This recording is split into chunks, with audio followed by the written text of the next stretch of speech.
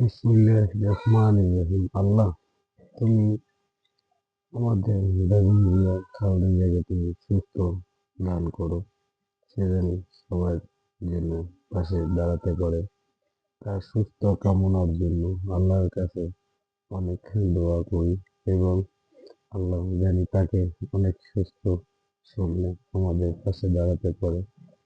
তার জন্য অনেক মানুষের দোয়া করেছে এবং আমি দোয়া করতেছি।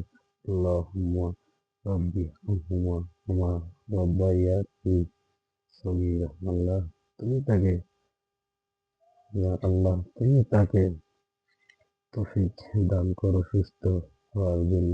আল্লাহ, তুমি ছাড়া কোনো বান্ধব নাই এই জগতে। আল্লাহ, তুমি রহমান তোমার। আল্লাহুম্মা আল্লাহুম্মা আমিন।